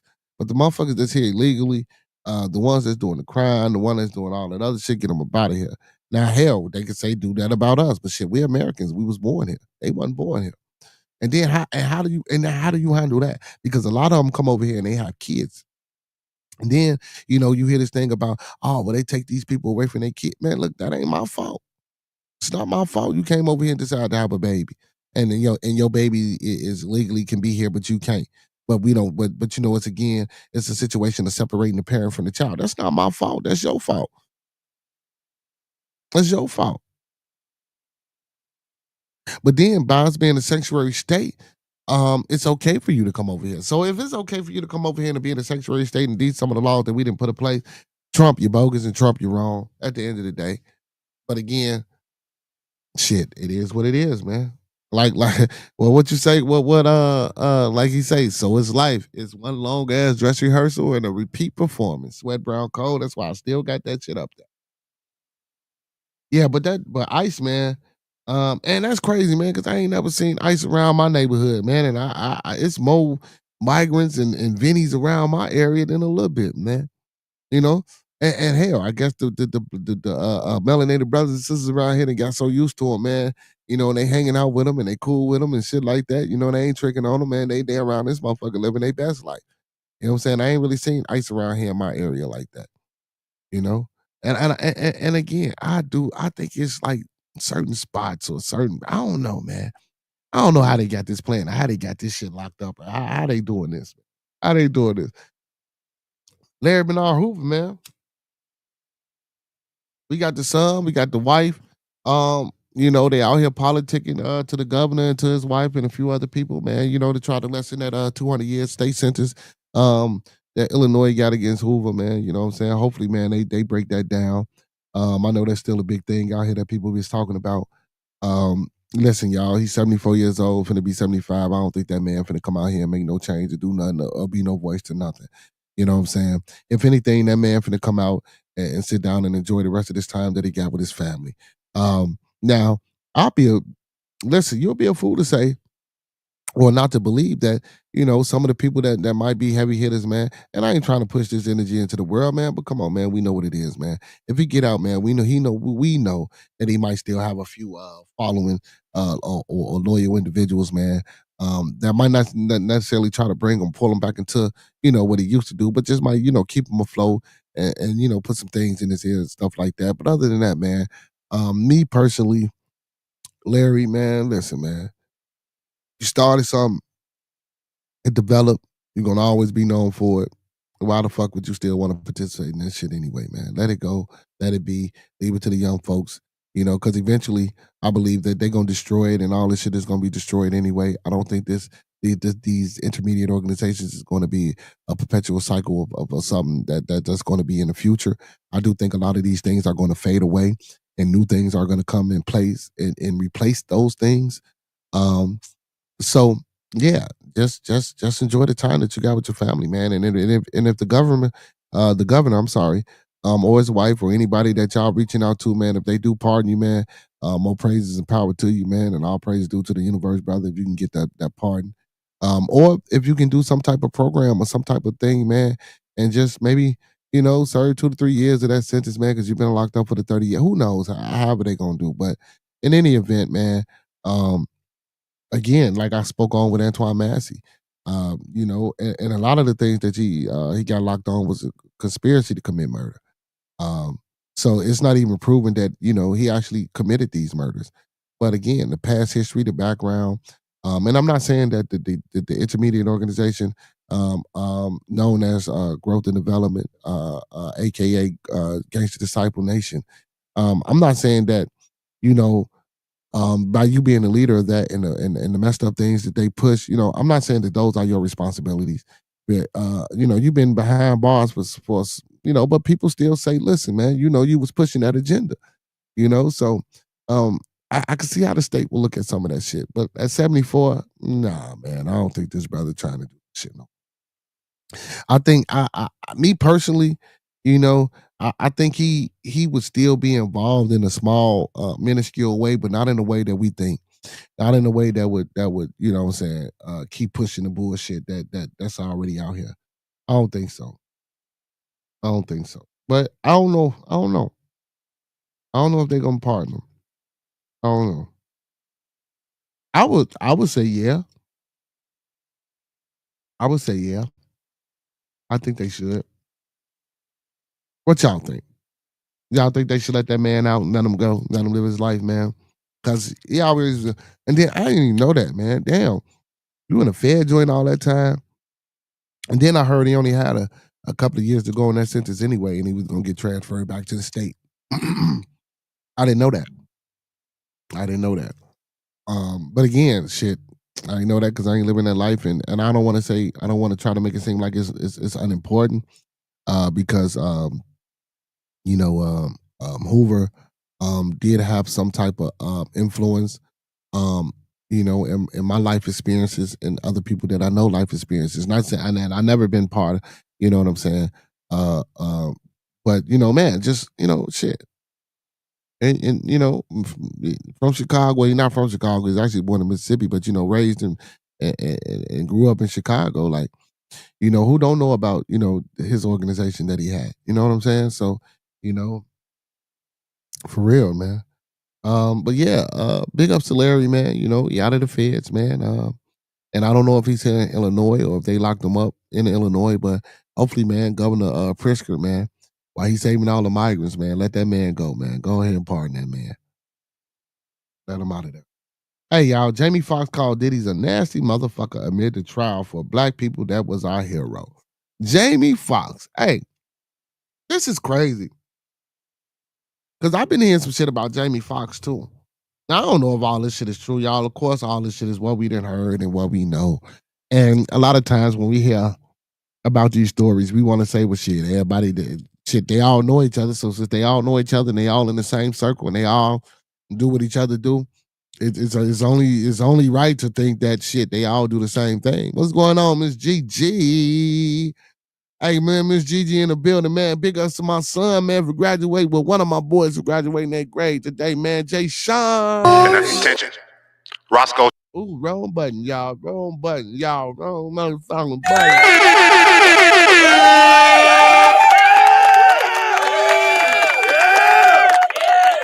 Big ups to my boy, man. I forgot the name of this. Oh, he going to Sarah A. Good. Sarah A. Good. He mad. I believe his number, what was his number? 64, 66? One of them, he mad because he got a new football number. But anyway, man, congratulations to my son, man, for graduating 8th grade. One of my boys for graduating 8th grade. I got another one that's graduating Friday. When I was 63, yeah, 63 was his number, so he had to change his number. But yeah, I got another son graduating Friday from 8th grade. Oh, excuse me. Big ups to all my kids, man. Big ups to all. Also, man, big ups to my Juicy Boo, man. You know what I'm saying? She got all honors classes next year. You know what I'm saying? I tried to get her to graduate early. I told her to go to summer school, take a little classes, because so she can get up out of there early, but she want to graduate with her friends. These kids nowadays, man, they just don't listen, man. They don't listen. I get it when to graduate with your friends, man. Fuck that, man. Half them people you ain't gonna need no one. You ain't gonna need me to be with once you leave high school anyway. You might keep up with 2 or 3 of them. Fuck them. You know what I'm saying? Not like that. I ain't saying it like, well, I am saying it like that. Man, get what you gonna get. Get what's for you. You know what I'm saying? And if it's for them, it's gonna be for them. And if y'all happen to come back and meet later on in life, or y'all stay together and y'all stay that solid, y'all stay that solid.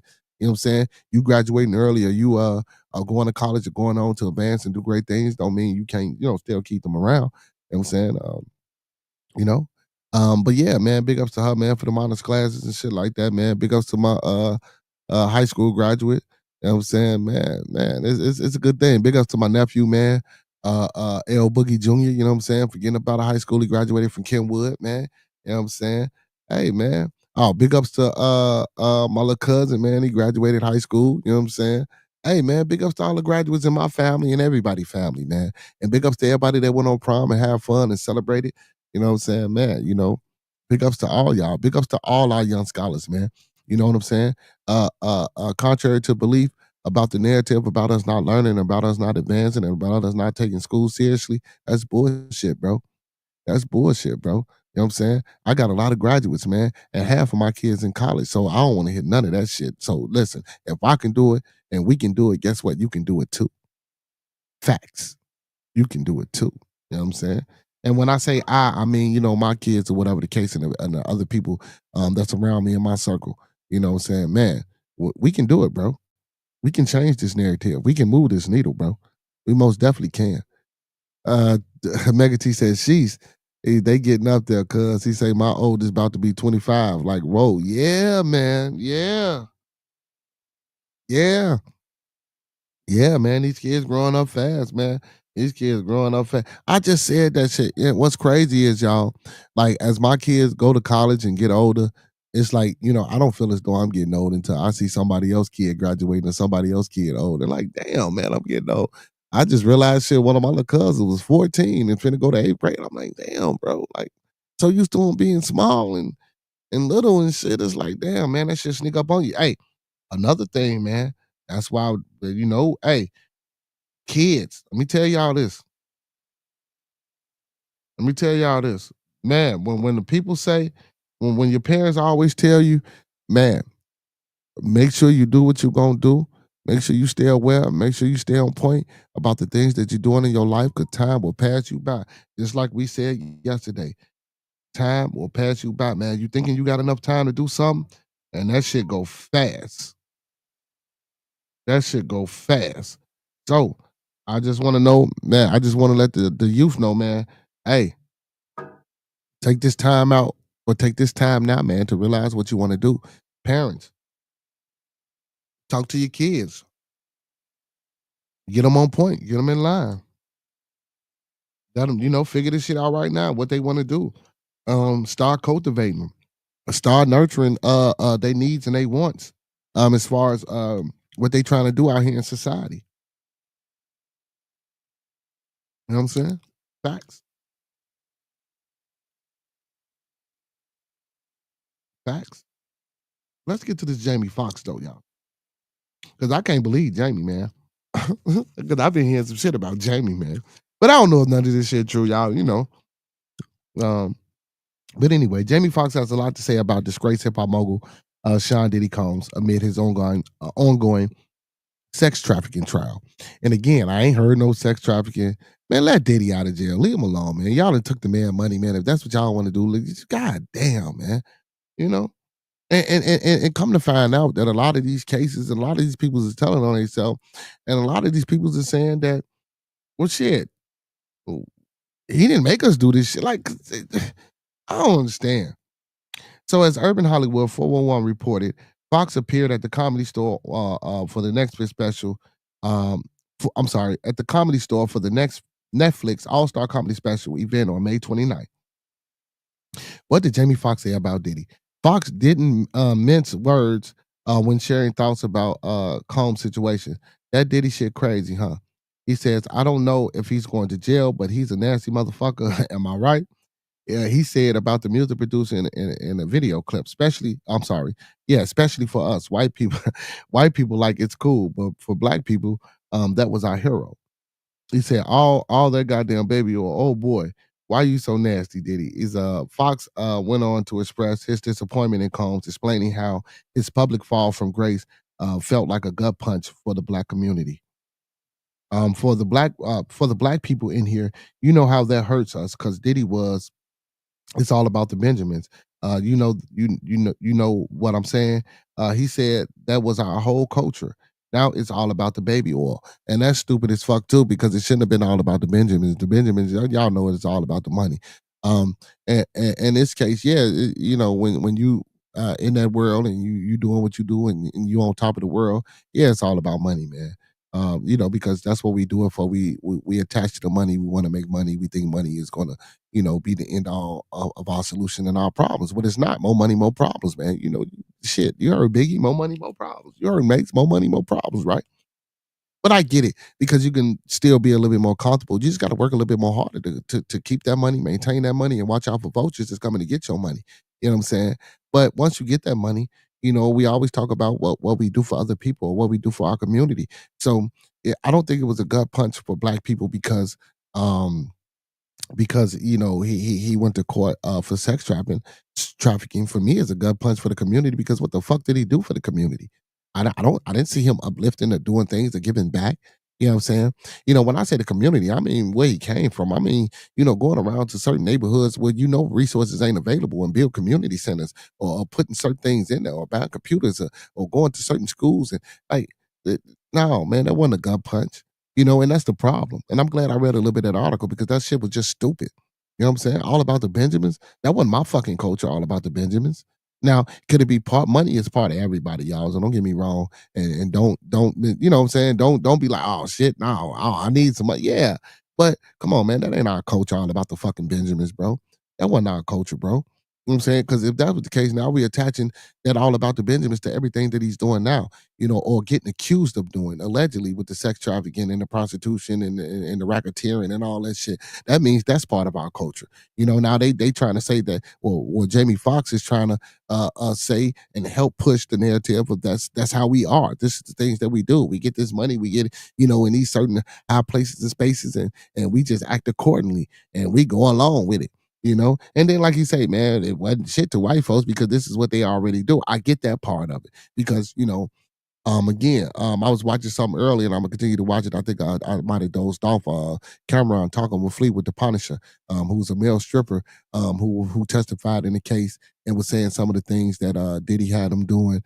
And then the difference between being a voyeur and being a cuckold, and things of that nature. So and he testified and he gave it was a decent interview. Now mind you, I really didn't care for some of the things that he was talking about or some of the things that he was doing, but again, even with him explaining what he wanted. When he was talking about Cassie, a lot of the times the hookups and the meetups were done by her, and he was just watching, and it was more of like a cinematic thing that was taking place. He was saying, listen, I don't know, the shit was crazy. The shit sounded like a fetish, and to me, a lot of people have these fetishes. A lot of people do these things. So I mean, we just seeing Diddy because he got money. Like that shit don't excuse people from being weird, and I'm not gonna say weird, just people from being who they are. If it's not your norm, it's not your norm. But that don't mean, I mean, you can call it weird because it's not your norm, but it's not your norm. Just like their norm is not, just like our norm is not their norm. You know what I'm saying? Just like our norm is not theirs is not ours. So, I mean, man, we got to take it with a grain of salt, man. Take it with a grain of salt. And I can't believe that, a lot of times, man, even with the transgenders and the LGBT community and things like that, man, when we come up here and we talk about and people get sensitive about certain words and shit that's being took place and shit like that. Now, when I say sensitive about certain words, I'm talking about the identity part with the he, she, them, they, like, cause that's like a lot of shit that I don't understand. I think a lot of homosexual people, the gay word or whatever word is being used. I'm pretty sure they about cool with it. Like, I got some that's my moderators and they use those words and they not sensitive to that. I guess it depends on the individual, but again, some of this shit can be touchy and sensitive, man. And and that's what I like. I like coming up here talking about the touchy and sensitive things. I like touching on that. I like getting different people's perspective um on a lot of these situations and stuff like that, that we like to talk about and that we go through, you know, um, because I think it's important. I think it's important. Hey, Trump signs a ban on on nationals from 12 countries restrictions on 7 more. So President Trump on Wednesday signed a proclamation barring travelers and immigrants from dozens of countries and restrictions to the entry of nationals and another 7 nations, citing concerns about national security. Mr. Trump proclamation has fully banned entry to foreign countries from Afghanistan, Myanmar, Chad, the Republic of the Congo, Equatorial Guinea, Eritrea, Haiti, Iran, Libya, Somalia, Sudan, and Yemen. With certain exemptions, Mr. Trump orders to ban orders ban citizens on those countries seeking to come to the U.S. permanently as legal immigrants, as well as temporary visa holders like tourists. The president also partially suspends the entry of travelers and immigrants from Burundi, Cuba, Laos, Sierra Leone, Togo, Turkmenistan, and Venezuela. That part of his proclamation applies to all prospective immigrants from these countries with visas to settle in the U.S. permanently and certain temporary visa holders. The ban is set to take effect 12:01 on Monday, June 9th. Mr. Trump said the sweeping entry restrictions were necessary to address concerns related to terrorism in the country, listed in the order, in the order inadequate vetting of the affected national and lack of cooperation on deportations among some of the nations. Like, Trump, stop that shit, man. Stop it. Trump bans Harvard admitting new international students. So he don't even want students to come over here on visas, because you know how we do the international trade things with the students back and forth. So I'm pretty sure that's going to stop a lot of that as well. So President Trump has revoked Harvard University permission to host incoming international students. The latest escalation in the ongoing battle between the White House and the country's oldest university. I didn't know Harvard was the country's oldest university. Um, and Harvard got money, man. They got loan money. Harvard got so much money, man. They really don't need to be federally or state funded. You know what I'm saying? They got so much money from their alumni, man, that it's ridiculous, man. And they can keep their school going for years and years and years and years and years and years and years to come. You know what I'm saying? So I don't know if Trump trying to get in the door, or I don't know if Trump pissed somebody off, or if Trump tried to sit down with some representatives from Harvard or certain people and whatever, and they told Trump they wasn't gonna help him out or give him no funds or support him. But whatever the case may be, it's Harvard thing and Trump. I don't know how well this is going to go over because I like to say Harvard is one of the oldest institutions. And Harvard is owned by a family, a very powerful family. And I just want to see how this is going to play out, or if it affects Harvard's bottom line. An executive order issued June 4th, Trump declared that Harvard's admission of international students represents a threat to the United States homeland security. Security Christy Noem had previously threatened to halt Harvard's international program, but a federal judge temporarily blocked her from following through. In the new order, Trump listed a litany of grievances against the university, which he accuses of failing to protect Jewish students from pro-Palestinian protesters. He also noted that Harvard has a long used race as a factor in admissions, which led the Supreme Court in 2023 to strike down race-based admissions policy nationwide. Excuse me. It is not in the interest of the United States to further compound Harvard's discrimination against non-preferred races, national origins, shared ancestry, or religions by further reducing opportunities for American students through excessive foreign student enrollment. Trump said in his order, considering these facts, I have not determined that it is necessary to restrict the entry of foreign national who seek to enter the United States solely on the principle to participate in a course study at Harvard University in exchange for a visitor program hosted by Harvard University. The White House has repeatedly clashed with Harvard over its refusal to accede to demands for information about student protesters and for outside review of classes and instructors. More than 25% of Harvard's total student population are international students, with about 6,800 students from about 140 countries enrolled this academic year. Trump order applies to new students who will be arriving to study at Harvard, and asks Secretary of State Mark Rubio to consider whether to also revoke the visas of current international students. In my judgment, Harvard's conduct has rendered it an unsuitable destination for foreign students and researchers, Trump said. How do you know, Trump? There's about 1.2 international students in the United States. The largest two countries are India and China, according to federal records. So Trump trying to stop motherfuckers from coming over here with them visas, getting education. He trying to stop travel and bans. And I mentioned this before on one of my shows, man, about how a lot of countries are stopping Americans from coming over there, for visiting and stuff like that. Listen, man, I told y'all to have a plan, man. During that whole presidential election and that whole presidential race, I told y'all to have a plan and stick to y'all plan. Listen, if y'all didn't hear me then, please hear me now. Get you a plan. Listen, it's time for us to come together.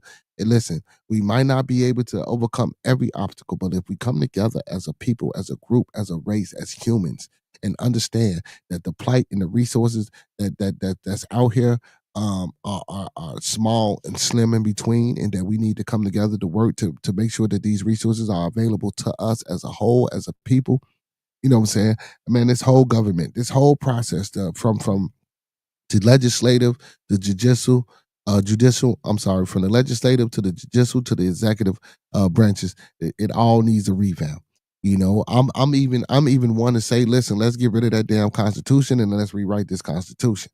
You know what I'm saying? Let's do it. Let's get to it. Also, I encourage everybody to get a passport, man. Let's go get these passports, man. Let's get up out here. Let's go get these passports. Let's go see something different. Let's go do something different. Let's go try to get dual citizenships, man. Let's go see what the other countries live like. Let's go experience different things. You know what I'm saying? And also with these passports, man, let's go down here to the UN, man. Let's be our own representation.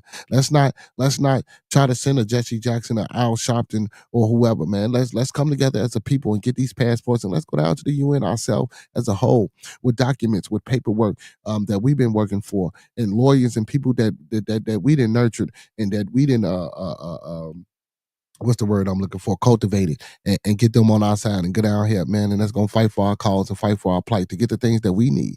We're not saying that we want reparations. We just want to sit at the table, as Americans, as melanated Americans. You know what I'm saying? You can call yourself black, you can call yourself Negro, you can call yourself niggas, you can call yourself whatever the fuck you want to, African or whatever. But as melanated Americans, we need a plight. We need a system of justice. We need a system of equality that's for us. You know what I'm saying? Not civil rights. Uncle P come in, and I know Uncle P fight for civil rights, and I know the civil rights movement was heavily prevalent in our culture and in our communities, man. But we're not fighting for the right to be civil anymore. We're not fighting for the right for motherfuckers to speak to us as we walk down the street anymore. I had Emmett Till up on the screen yesterday.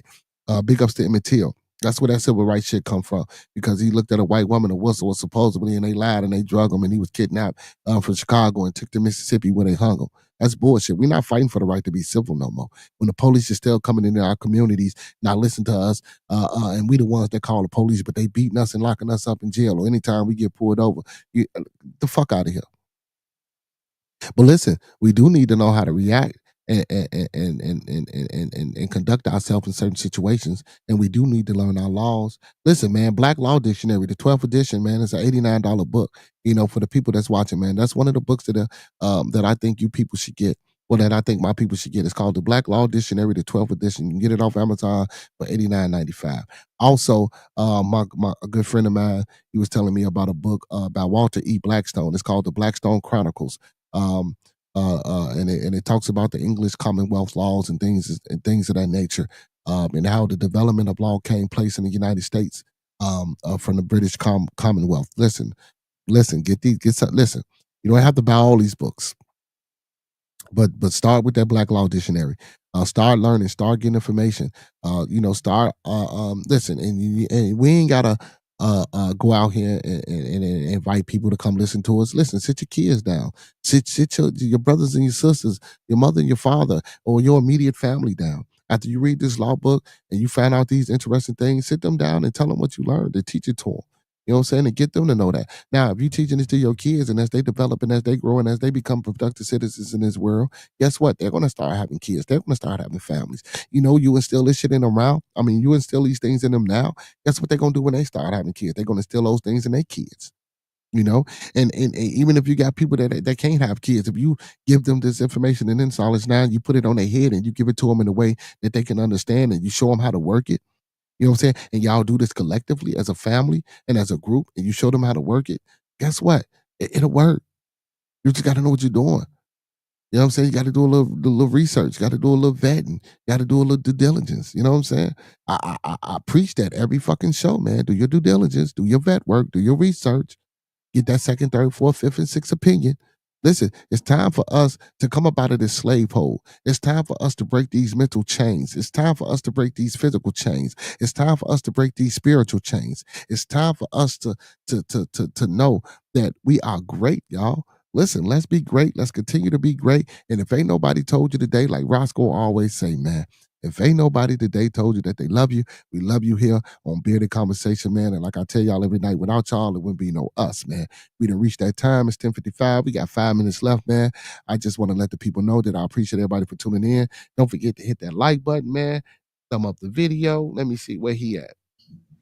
Like the video, man. Thumb up the video, man. Like the video, man. Thumb up the video, man. Hey, man. And I got a super chat, man. Hit that super chat, man. Donate to your boy, man. Share the stream. Help keep the stream going, man.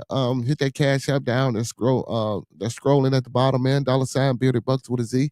That's $ Bearded Bucks with a Z. One last time for those in the back. That's $ Bearded Bucks with a Z. Or you can hit that link pinned up the top of the chat. Buy me a coffee. Your boy like it black with a breakfast bagel sandwich in the morning. Or again, hit that super chat, man. You get buy yourself a super sticker, man. Donate to the channel, man. And also, man, we got 3-tier memberships, man, starting at the bronze beard at $3.99. We got the silver beard, and then we got the black beard, man. Support your boy, man. I want to give a big shout out to Shonda, Core Lord, Brother Gary, and Uncle Pete, Brother Prometheus, man, for being monthly members of the channel. Trying to get Roscoe back in the building, man, so we can get this new content out here, man. But again, man, we trying to reach 1,000 subs, man. Help your boy reach 1,000 subs. I'm at 750, man. I need 250 more, man. Listen, let's keep pushing. Let's keep sharing the stream. Let's keep being involved. Let's keep coming to have these conversations. And listen, man, again, open platform, open forum. I love to have the hard conversations. I love to have the hard discussions, man. Listen, again, man, you know, if y'all want to come up here, man, and talk about some things, and if you want to have your camera off and you got something you want to say and bring something to the forefront, please do it, man. I encourage people. This is an interactive podcast, man. This is the #1 podcast in the city of Chicago, bro. Bearded Conversation with your host and your boy, Beard Genghis Khan, man. We are always in the building every night. We're bringing you the current events. We're bringing you the updated sports. We're bringing you everything, man. Everything. So with that being said, man, you know, I just want the people to know, man. Listen, let's get it. Yeah, what up? All right. Yeah, man, let's get it, man. But with that being said, man, y'all know what it is, man. I'm going to leave y'all like how I came to you, man. Let's keep everyone in our thoughts, prayers, views, and meditations. Let's keep everyone in our thoughts, our prayers, our views, and meditations. One last time, let's keep everyone in our thoughts, our prayers, our views, and meditations. And don't forget those 5 key components of life. That's love, peace, respect, motivation, and inspiration. That's love, peace, respect, motivation, and inspiration. And just in case you was doing something and you didn't hear me, that's love, peace, respect, motivation, and inspiration. And don't forget to tune in every Monday through Thursday, man, 9 p.m. to 11 p.m. Central, man, for Bearded Conversation. And every Friday for Bearded Studios, man. We got a special guest gonna be in the building Friday, man. Cardi KV. You know what I'm saying? Young boy, man. You know, we're going to come in, interview on players' music, man, and we're going to have us a good time Friday, man. So with that being said, don't forget to check us out every Saturday, too, for Bad TV. Hey, also, man, before I get up out of here, man, Elaine Hansberry, man, she wrote Raisin in the Sun. You know, that's that beautiful queen right there, man. You know what I'm saying? She's from Chicago, Illinois. Y'all know I like to highlight and put to the forefront our beautiful people from my city and my state, man. Y'all know what it is, man. Elaine Hansberry, man. Do y'all homework. Go do some research. Go look her up and go see who she is, man. With that being said, all superheroes don't wear capes, but they still need their theme music. So to all my superheroes, all my beautiful people, and I mean all my Beardonians. We out, y'all.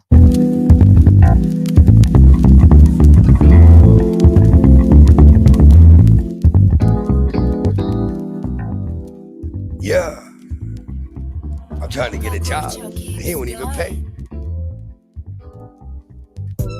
Hard work and dedication. Ain't no judgment. We just having conversations. Ain't no need for fun. Give you an opinion, and then you do what you want. But we gon' listen. Tell you what you need, not what you want. It's different on the side. Cook and kick and karate. Come and get high, cause everybody here is invited to the party. Y'all niggas smoke, cool, cause I know about Marley. Real OGs sitting on the panel while waiting in the lobby. We go together, grow together. Fuck good, nigga, be man, better. Y'all know what it is, man. Every Monday through Thursday, every Friday, and every Saturday, man. Like Roscoe always say, man, don't meet us here, beat us here, man. Same black time, same black channel. Talk black to me, y'all. Peace and blessings to everybody that joined the stream tonight, man. Don't forget to hit that like button, man. Don't forget to share the stream, man. And listen, I love the support. I appreciate the support, man, and I love y'all. I love y'all. I love y'all. Champagne and bubble bath. That is all in the city. Niggas rather hear where the fuck you been or what it is you gon' be. You know what I like to say every night, right? Those that fuck with us, fuck with us. Those that don't, fuck with us anyway, y'all. And don't forget to check out those 5 black men in the business, man. Live Chicago Pizza, man. Soul Food and Baby Cafe for grown folks, Urban Lust Cafe, and the house. I can get it knowing. The public can on your nerves, but you gon' be okay. We here to brighten up your day. From the first day of June to the last day of May. Said I'm a nigga bearded. Now we having conversation. Real niggas do real things. This is celebration. Yeah. I'm trying to get a job. He don't even pay.